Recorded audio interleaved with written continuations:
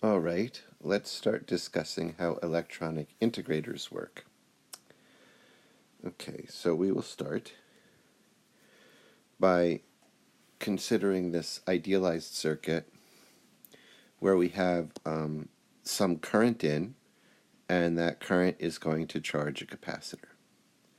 Okay, and so if we think of the equation that governs this, we're back to our dynamic primary equation, which is that the current in is equal to the capacitance times the rate of change of the voltage across the capacitor with respect to time.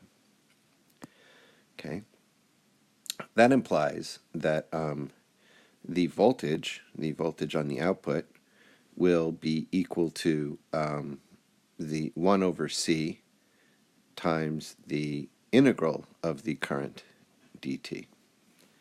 Okay, but the problem this time is that we really usually measure voltages on inputs.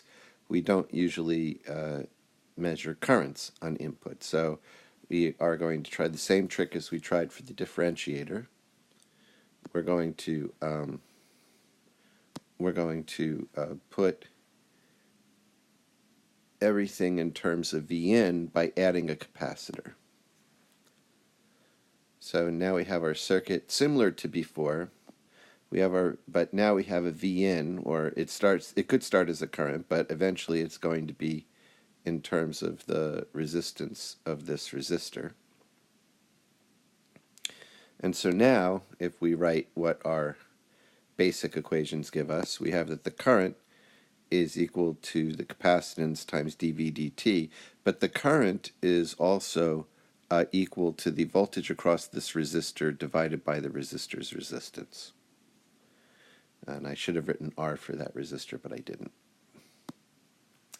Okay, if I move things around just a very little bit, I can multiply both sides by R, and then I get RC dV dt is equal to Vn minus V. Excellent. Okay, now I want to, if I ensure that a certain condition is met, that is, if I make RC go up, then that means that V, the V out or V, is much, much less than V in, because I have to get a big difference between them to match up with the other side of the equation. Okay. Then, if that happens to be the case, then I can neglect, to some extent, I can neglect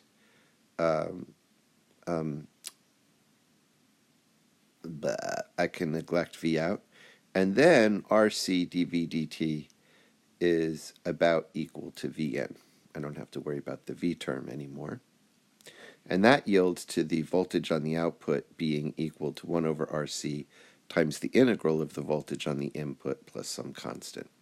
And so that is exactly what I was hoping to get in order to turn the output into an integrator of the input.